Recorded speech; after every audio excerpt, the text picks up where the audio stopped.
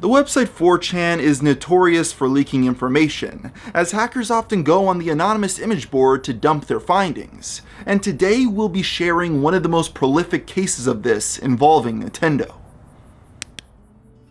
Throughout the past 2 years, confidential development material from Nintendo has been surfacing online, answering many questions regarding the inner workings of the company, as well as unearthing a treasure trove of lost media. While most are understandably focused on the contents of these leaks, the more serious issue at Nintendo's headquarters was who was responsible for obtaining these files. Why are they slowly leaking them, and just what hasn't he shared publicly yet? To start this story, we'll first have to go back to February of 2019, when prototypes of the first generation of Pokemon were published by the preservation collective Helix Chamber. Unaware of how their source obtained the leaks, they simply stated it was given to them by a collector. With Nintendo being notoriously secretive about their scrapped projects in the past, this caused a social media uproar, as fans weren't used to this level of transparency. In the months following, more Pokemon-related materials began surfacing online. Eventually, in December of 2019, the person who sent the files outed themselves publicly. They revealed that they'd been given the files by a hacker they'd been in contact with,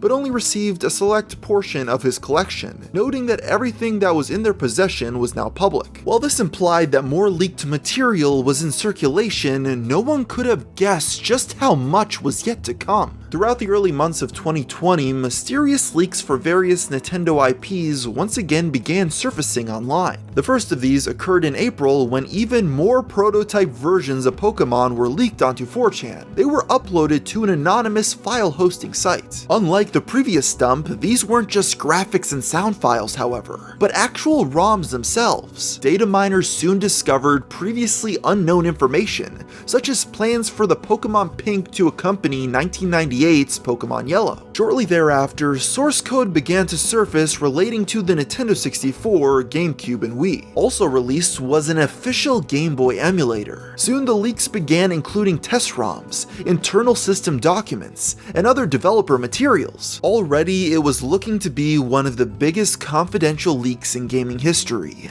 but it wasn't until July that the leak went from big to unprecedented. On the 24th of that month, the first Giga leak was released onto 4chan.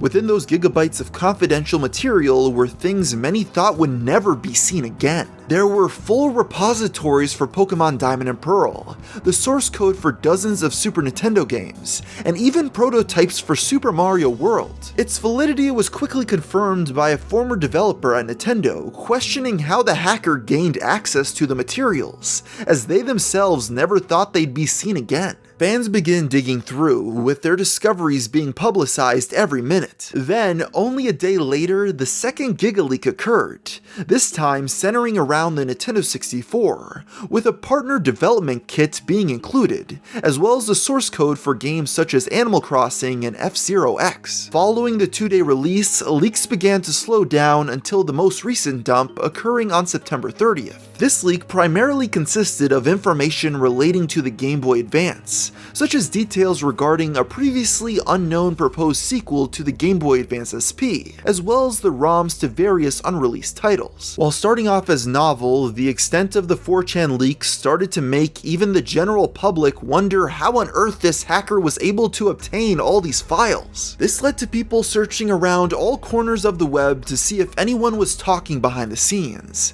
and sure enough, there was chatter of the person theorized to be responsible. Well, actually, there were 2 hackers commonly attributed to causing the leaks, which we'll be discussing after a brief word from our sponsor. If you're in need of new earbuds, a pair of Raycons might just be the right choice for you. The company was co-founded by Ray J, and Raycon offers their wireless earbuds in a range of fun colors and patterns. They're super comfortable and come with a variety of fit options. Unlike some other wireless options, Raycon earbuds are both stylish and discreet, with no dangling wires or stems. They're great for video chats. and the compact carrying case can charge the earbuds 4 times on a single charge. Celebrities like Snoop Dogg, J.R. Smith, and Mike Tyson are obsessed with their Raycons and the sound quality of them. I personally love my everyday E25 earbuds as they have 6 hours of playtime, seamless Bluetooth pairing, more bass, and a compact design that gives you a nice noise-isolating fit. It also comes in a bunch of new fun colors. So if you're interested in trying them out for yourself, I suggest you click the link in the description down below to get 15% off your first order. Again, go to buyraycon.com/mysteries to try out a pair for yourself.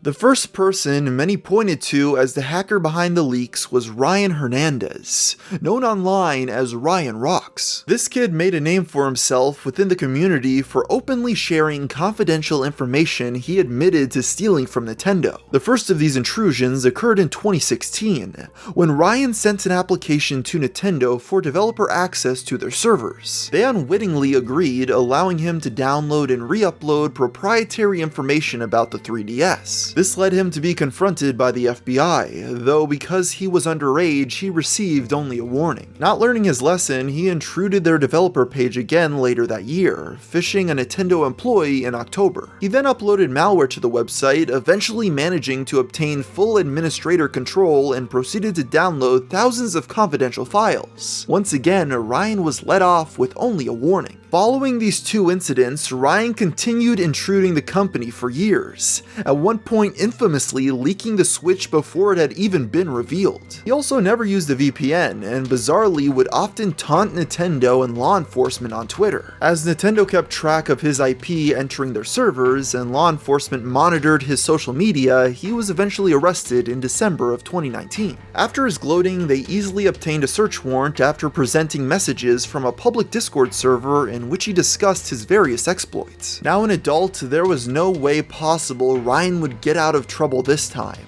At this point, it was already an open and shut case. In a strange twist of events, however, Ryan was also charged with the possession of CP, which was said to have been discovered while executing their search warrant. Because of his arrest and trial occurring around the same time frame as the leaks, it's unsurprising many associate Ryan with the intrusions. However, the amount of files he obtained has never been specified, and his involvement in the leaks has since been refuted, as you dig deeper into the evidence. You see, to find out the second potential hacker responsible, we'll have to go back to the initial Pokemon leaks in 2019 that started this whole mystery. As mentioned, this leak source revealed he'd gotten the files from a hacker he was in contact with.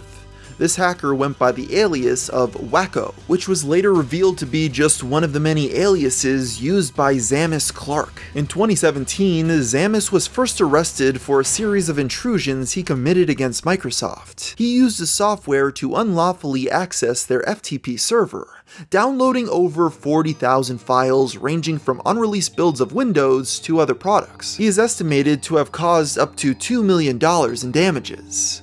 While released on bail, he then used the exact same technique to access the confidential game development servers of Nintendo. It was then in March of 2018 that he retrieved the treasure trove of information, though the exact amount is unspecified in articles discussing the case. Unlike Ryan, Clark accessed the servers using a VPN and was quiet about his scheme. Thus, Nintendo weren't even aware they'd been breached until 2 months later. In total, he's estimated to have caused over $3 million in damages to both Microsoft and Nintendo. He was sentenced to 15 months in prison, though the sentence was suspended. This means so long as he didn't commit any more crimes in the near future, he wouldn't have to go to prison. While the amount of data stolen by Clark is unspecified in the articles written about him, it's common knowledge in the community that he obtained approximately 2 terabytes worth of information, programs, and assets in total. This shows that there is a lot left to be released. What's interesting is that this means a majority of the previously thought to be holy grails of Nintendo lost media have yet to come. With the bizarre content that has already been shared, like the prototype demos of Pokemon, to an early Zelda 64 build, to even things we didn't even know existed like a Game Boy Vanilla Ice game,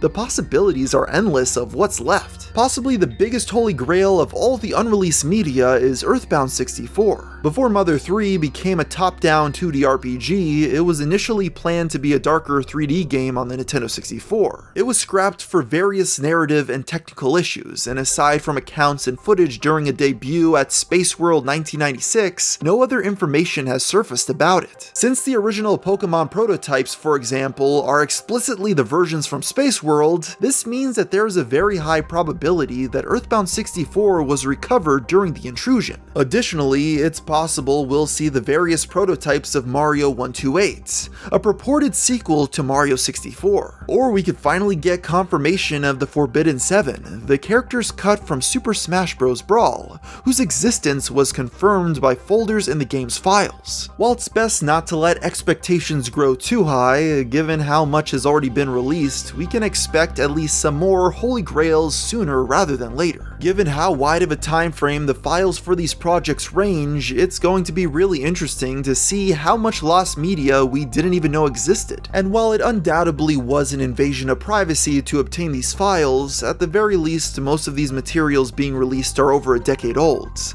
long past when they would likely be reused for different projects. Regardless, until all the files surface, what lies within the massive treasure trove of confidential Nintendo leaks remains an internet mystery. So there you have the story of the 4chan Nintendo leak, but before you go and try to hack onto a multinational corporation's website for yourself, just remember the words of Sammy Classic Sonic Fan, that your actions have consequences. So until next time, thanks for watching.